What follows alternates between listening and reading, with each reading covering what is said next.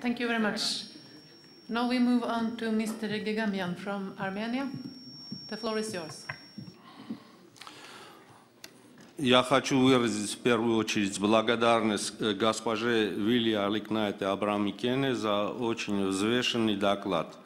Что касается части доклада по Нагорно-Карабахскому конфликту, увы, полностью разделяю вашу озабоченность тем, что военные диверсии и снайперский обстрел территории Нагорно-Карабахской республики со стороны Азербайджана продолжается. Более того, они сейчас обстреливают и диверсионные вылазки устраивают в отношении Республики Армения.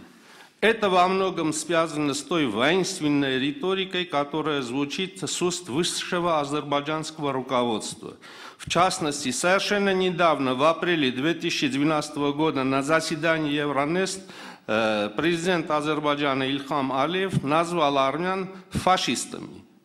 До этого, выступая опять-таки перед очень авторитетной аудиторией, президент Азербайджана назвал основным врагом азербайджанского народа всемирное армянство.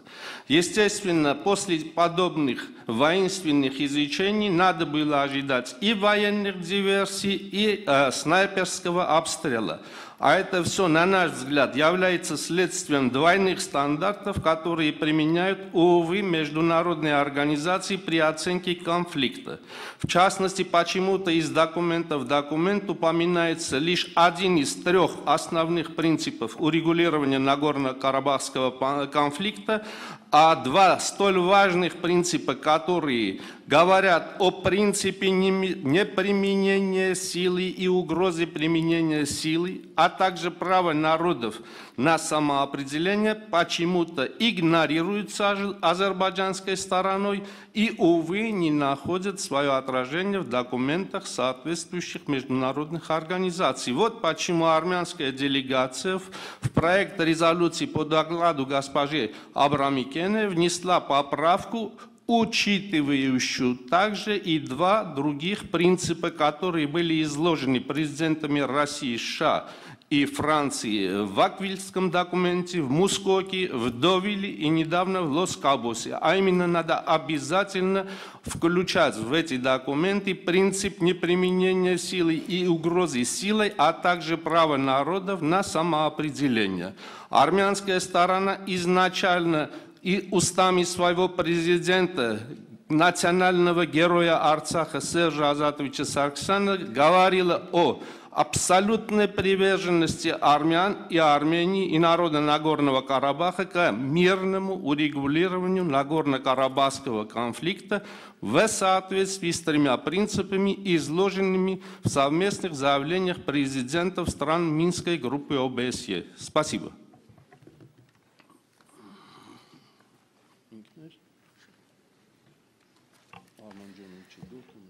Thank you very much. And the next on our list is Mr. Silva from Portugal. Merci, Madame. Je voudrais tout d'abord faire un éloge au rapport de Madame Abramakian. C'était vraiment un rapport qui a parlé de plusieurs sujets. Mais je voudrais surtout souligner un sujet qui a été parlé aussi hier par le secrétaire général et qui d'ailleurs notre collègue belge a déjà parlé aussi. C'est la question de la cybersécurité. Je pense que la cybersécurité est un défi majeur de nos temps. La cybersécurité sera probablement une des questions les plus importantes, soit au sein des pays de notre organisation, soit au niveau mondial, dans les prochaines années, soit en ce qui concerne le maintien des droits humains, soit en ce qui concerne les questions de la justice, soit aussi en ce qui concerne les questions économiques. Donc, je voudrais souligner qu'il faut vraiment parler de ces sujets Et je voudrais vraiment que dans les prochains rapports, les questions de la cybersécurité soient de plus en plus soulignées. Merci. Thank you very much. We have now two more speakers on the list. It is Mrs. Lindestam from Sweden and Mr. Onen from Turkey. And I will now close the list. Is that okay? One more. Can you please bring your name? Yeah. Then we have one more, and then we close the list. Two more. Okay, I close the list while Mrs. Lindestam is speaking. So if you want to participate in the debate, you have to come up here on the floor and give your name while Mrs. Lindestam is giving her speech. Mrs. Lindestam. Thank you very much, and thank you very much for a good report. It was very interesting to read it, and I will also will point out the amendment of number 16, as Mrs. Walburga Habsburg Douglas has been written, and all the names are under it.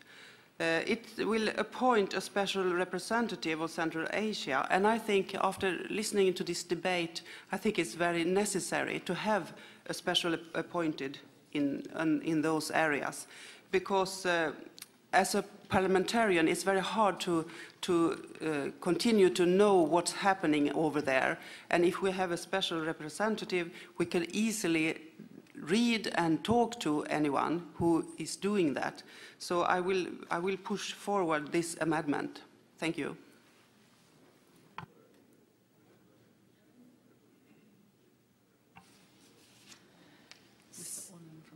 So, okay, now in addition to Mr. Onen from Turkey, I have Mr. Del Vecchio from Italy and Mr. Murphy from Ireland.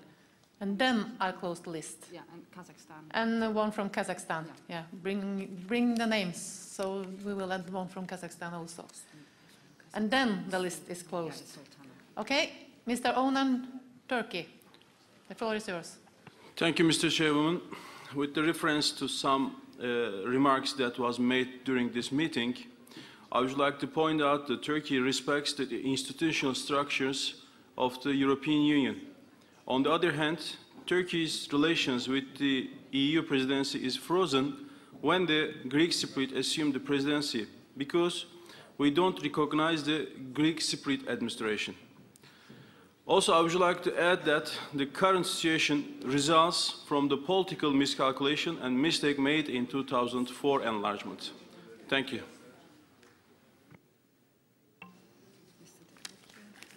Thank you very much.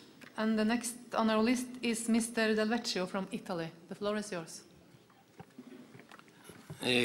Grazie di cuore, signora Presidente. Vorrei esordire questo mio breve intervento esprimendo veramente un forte compiacimento alla relatrice di questo rapporto, alla signora Abramikine. È un rapporto completo, è un rapporto che mette luce e sottolinea gli aspetti più delicati che ancora sussistono, e anzi lo fa in maniera critica, nel senso che fa comprendere a tutti quanti noi come sia assolutamente necessario che la nostra organizzazione, che vive proprio e deve operare per la risoluzione delle crisi, sia chiamata ad intervenire quanto più incisivamente possibile in queste crisi. Quindi la ringrazio per questo suo rapporto. Devo sottolineare che proprio per questa sua grande ampiezza questo rapporto ha prodotto un numero consistente di emendamenti su cui l'Assemblea sarà chiamata ad intervenire. E quindi ecco, io pregherei la relatrice appunto di svolgere una presentazione di questi emendamenti in maniera che l'Assemblea possa effettivamente votarli, avendo sempre lo scopo di ottenere da essi la migliore soluzione e la migliore coesione sulla risoluzione delle problematiche che abbiamo all'esame. Grazie comunque per questo suo lavoro. Thank you very much. Then we have Mr. Murphy from Ireland. The floor is yours. Thank you, Chair. I too would like to congratulate the rapporteur on an excellent report, but just to support my colleague from Portugal, I do think cybersecurity and internet freedom are an incredibly important aspect of our work and will become only more important in the years to come, both to security, economy issues, internet freedom, human rights, the whole spectrum actually of what we consider here in the OSCE Parliamentary Assembly. So I would like to see it more central to our future work and also to our future reports. Thank you. Thank you very much. Now we have Mr. Sultanov from Kazakhstan. Спасибо, госпожа председатель. Уважаемые друзья, доклад нашей сегодня докладчицы, уважаемой Вилли Аликнайте Абрамикене, ценен своей комплексностью обозначения всех проблем, актуальных проблем. Она сегодня смогла сконцентрировать и вообще наиболее новые вызова. И само название доклада «ОБСЕ. Изменяющийся регион», он является не просто актуальным, он веет новизной, новыми взглядами к нашим проблемам, проблемам взаимоотношений, проблемам сохранения мира, обеспечения стабильности в наших странах и недопущения тех прошлых конфликтов, о которых мы сейчас привыкли и устойчиво говорим, что замороженные конфликты, не допускать проявления новых конфликтов. Я хочу поддержать Вилию и поздравить с ее блестящей работой. Она очень последовательно, длительное время набирала материалы, изучала, проделывала анализ. Еще со времен Астанинской декларации, которые произошли у нас во время многих встреч, переговоров. И сегодня вся эта работа вылилась в такую очень конкретную, комплексную, интересную работу. Поэтому я поддерживаю этот доклад, его положение и выводы. Считаю, что этот доклад и его резолюция будет полезным для нашей очень интересной перспективы. Спасибо, желаю успехов. Thank you very much. Then we have the last one on our speakers list. That is Mr. Tsereteli from Georgia. The floor is yours. It's going to be Kandelaki. Thank you, and I want to thank Madam Abramkene, Aleknate Abramkene, for this very important and comprehensive report. And I want to point out one particular component of it, which in our view requires, let's say, one footnote when we speak about the necessity of dialogue between Tbilisi, Sukhumi, and Tkhinvali. Of course, any such calls can only be welcomed. And indeed, we are in Geneva discussions where, in their private capacity, the representatives of proxy regimes that are currently at these occupied territories do take part. But in this equation, it's very important to remember that this dialogue can never work without the participation of the main party there, which is Russia, because it is Russia that is the occupier of these territories, as it is recognized in numerous international documents.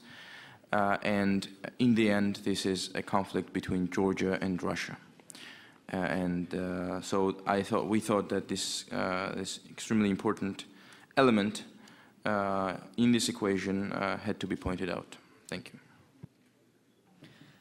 Thank you very much. And our last speaker was Mr. Kandelaki from Georgia. It was the wrong name, but it was the right country. Thank you. So this finished our speakers list in the general debate. We will now move to consider the amendments. You want to give the floor to yeah. Julia to just respond? Yes, we might do. We will now give the floor to Vilja Abramikiene, if she wants to. Vilja, do you want? Thank you, Susan. I simply wanted to respond to some remarks. Thank you, colleagues, for your remarks, your suggestions. I completely agree that cybersecurity is another new challenge which is growing in scope. We've been discussing about this problem in Vienna in February. And of course, we should work on it on all levels of OSCE. And this is what I want to say, that the working group within the OSCE governmental side has been established. As I understand, under leadership of Mr. Zanier, they are working hardly. And I suppose that in the future, after some work has been done, we will be able to say and do more in this area. Regarding protracted conflicts, yes, I come from Baltics, and of course, people's lives, relations between nations, attitude of nations to each other. These are issues which I am very sensitive to. Maybe it's why I underline so much these direct threats to human lives and to our states and democracies. And I want to agree with Mr. Dedonea and to thank him for his 4 points. Let's hope that arms control, one of the key elements of the OSCE, will be moved forward after elections in some countries and after negotiations within OSCE. Thank you, colleagues. Thank you very much. Now we will move forward to consider the amendments submitted to the draft resolution. 25 amendments have been tabled and copies of the amendments have been made available. And the correct version is entitled AS12 DRS1 Amend.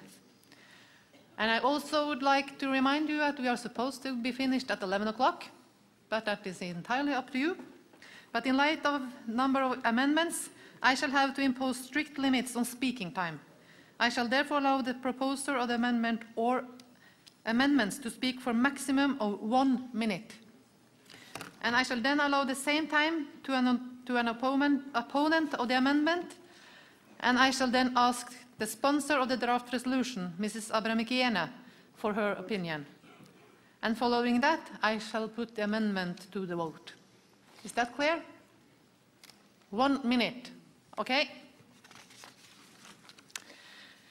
Then we go to the first amendment, and I call Mr. Kovalev of Russia to propose amendment number 1. Mr. Kovalev? Спасибо. Уважаемые коллеги, в своей поправке мы хотели подчеркнуть единство ОБСЕ прежде всего и его неделимость, отсутствие разделительных линий, конфликтов, сфер влияния и зон с разными уровнями безопасности. На наш взгляд, это принципиально важно и улучшает структуру документа, подчеркивая принципиальные для ОБСЕ принципы, которыми мы в своей работе руководствуемся. Я просил бы вас поддержать эту поправку. Спасибо. Thank you. Does anyone wish to speak against amendment number 1? No one? Then we give... what is Mrs. Abramakiene's opinion of the amendment? Thank you, Susan. You can say Willy Assembly because we are colleagues. Mr. Kovalov, thank you for your amendment. Anyway, I have studied it properly and must say that I don't feel your language reflects the Astana Declaration wording. It's a very important and sensitive area, and wording which has been approved and agreed should be preserved. And it is the main reason why I suggest not to adopt this amendment. But of course, colleagues will decide by vote. Thank you, Vilja. And we will now have our first vote. And I remind you to use your voting cards. Only the red voting cards will be allowed. Okay? So I shall now put amendment number 1 to the vote. Will all those in favor of amendment 1 please raise their voting cards?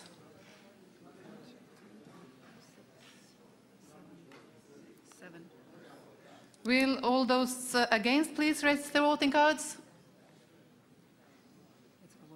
It's an overwhelming majority. Are there any abstentions?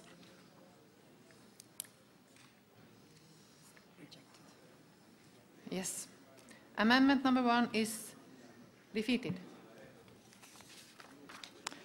Then we move on to amendment number 2.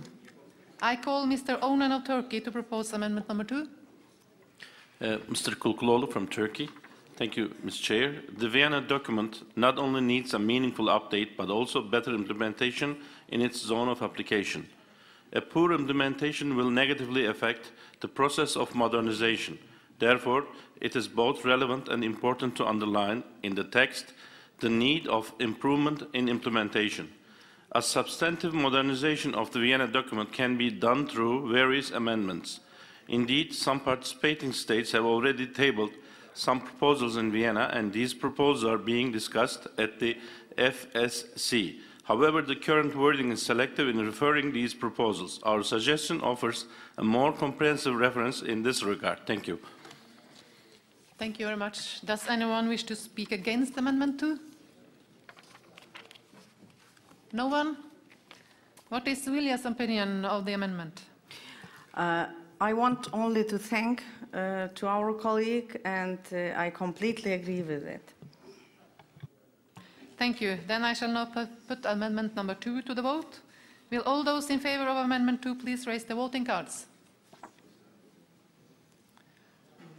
Will all those against please raise the voting cards? Is Italy voting against? Are you voting against? Italy? Is Italy voting against? Is Italy voting against? No. No? No? Nobody. No. Are there any abstentions? No. Okay. One abstention. One abstention. Okay. Amendment number 2 is adopted.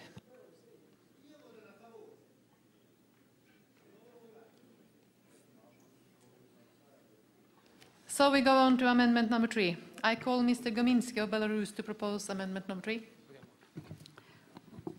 Вместо Гуминского Леоненко выступает. Белорусская поправка сводится к следующему. Мы предлагаем изложить пункт 10 резолюции в следующей редакции.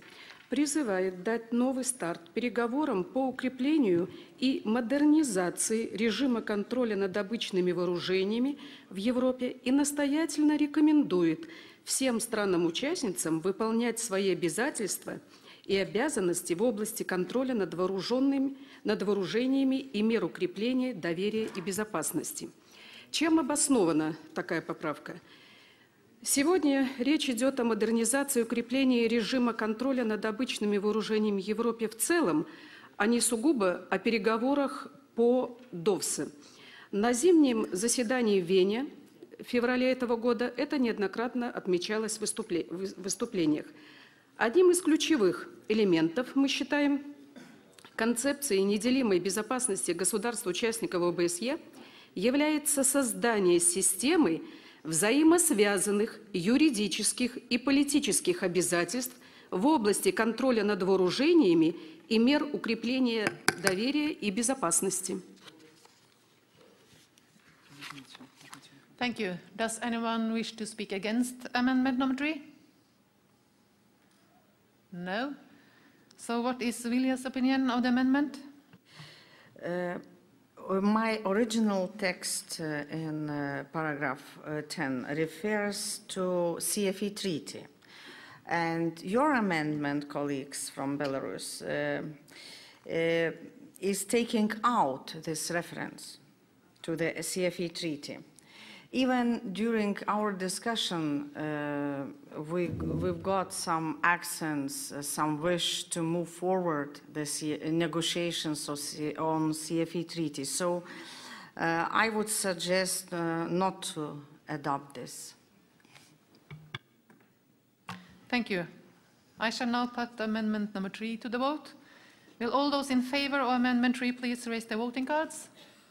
1, 2, 3, 4, 5, 6, 7, 8, 9, 10, Yeah. 11. 11.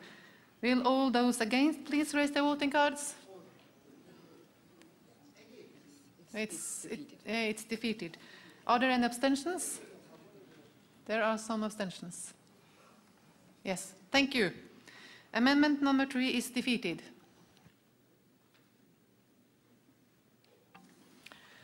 Then we come to amendment number 4, and I call Mr. Onan of Turkey to propose amendment 4. Thank you, Mr. Chairman. The argument, the host nation consent is one of the basic principles of the CFE regime. However, the membership composition of the CFE treaty is different than that of the OSCE. Thus, the CFE zone of application is different than the OSCE geography. Our suggestion aims at a factual correction by putting the principle of host nation consent into the right context. Thank you. Thank you very much. Does anyone wish to speak against amendment number 4? No? What is Vilja's opinion? Thank you again, Mr. Onan. It's exactly what I tried to say in my speech, but I think you've been much more successful in expressing my wishes. Thank you. Let's adopt it. Okay, so now we will put amendment number 4 to the vote. Will all those in favor of amendment 4 please raise their voting cards? Will all those against raise their voting cards? Abstentions. 1, 2, 3, 4, 5. Are there any abstentions? No. Amendment number 4 is adopted. So, now we come to amendment number 5 and 6. Amendment number 5 and 6 are both to paragraph 12. They are not mutually excluding, and so we will take them in order. I call Mrs. Murdova of Azerbaijan to propose amendment number 5. Muradova. Мы считаем целесообразно в пункте 12 заменить выражение «призывает все стороны, участвующие в неурегулированных конфликтах», на выражение «призывает государства-участники стороны неурегулированных конфликтов». Не стоит забывать о том, что важнейшей чертой конфликтов между государствами выступает легитимность, и что только легитимные власти государства и их представители обладают правом принятия решения. Такой подход подтверждается и уставом ООН. Считаем, что наша международная организация может обратиться с призывом или рекомендацией лишь к своим членам, независимым государствам, а упоминание участвующих сторон конфликтов может стать на руку сепаратистских режимов. Поэтому предлагаем дать пункт 12 в следующей редакции. Призывает государства-участники, то есть сторону неурегулированных конфликтов, активизировать свои усилия по выработке мирных и осуществимых решений. И прошу проголосовать за это. Thank you, Mrs. Mordova. Please bear over with my bad pronunciation. Mr. Gegamyan wants to speak against. Yeah. Does anyone wish to speak against the amendment? Не, Mr. Not? Okay. Не, поправка номер 6, вы сказали вместе, это пойдет? No, this is amendment 5. Does anyone wish to speak against amendment number 5? No? Vilja, what is your opinion? Dear colleague Muradova, anyway, I can understand your point. Anyway, I prefer the original text because this original text is more flexible. It provides more space for concrete action. And I would vote against your amendment. It excludes many possibilities to act at the bottom-up level. So, I doesn't agree. Thank you. I shall now put amendment number 5 to the vote. Will all those in favor of amendment 5 please raise their voting cards?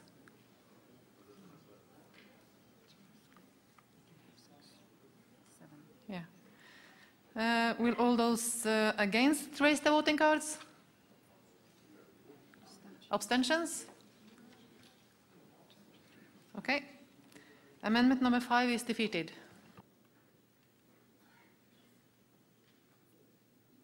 We now move on to amendment number 6, and I call Mr. Davitian of Armenia to propose amendment number 6. Вместо Давтяна Арташес Гегамян. Речь идет о том, чтобы обязательно во всех документах, где говорится о конфликте, равнозначно были представлены все три принципа. А здесь упомянут лишь один принцип, поэтому мы просим в пункт 2 включить на основе международно признанных принципов, включая принципы неприменения силы, равноправия и права народов на самоопределение. Это в полном соответствии с заключительным актом Хельсинкского соглашения и совместными заявлениями президентов Франции, России и США по неурегулированным конфликтам. Спасибо большое. В противном случае, если этот пункт не будет принят, это даст зеленую дорогу для применения силы, для нарушения равноправия. Тем более вопрос вошел в повестку дня. Спасибо. Thank you. Does Ms. Morodova of Azerbaijan wish to speak against the amendment? The floor is yours. Yeah. Относительно этой поправки хочу отметить следующее. Мы привержены и поддерживаем все принципы заключительного Хельсинкского акта и их последовательность. Наша позиция по отношению к этим принципам закреплена подписями главы нашего государства под всеми соответствующими документами. И в октябре прошлого года в Дубровнике парламентской ассамблеи вместе с председателями Минской группы подробно обсудили и сам конфликт, и его историю. Поэтому сегодня не следует начинать все с нуля и в ненужном направлении. Мы считаем, что если должны они упоминаться в этом документе, то должны быть отражены все вместе и в должном порядке. Или не отражать их вообще, потому что их последовательность раздражает наших армянских коллег. Кроме того, принцип самоопределения возможен только в рамках территориальной целостности страны. Поэтому, если даже у меня еще компромиссный вариант, можно добавить только на основе общепризнанных принципов, международных принципов. Только можно добавить вот эти слова. Thank you. And what is Vilja's opinion on this amendment? What can I say? My dear brothers and sisters, I think that selective approach to agreed principles is one of the obstacles when solving the Nagorno-Karabakh conflict. And I regret that this amendment, which has been presented, sounds too selective for me being able to adopt it. Sorry.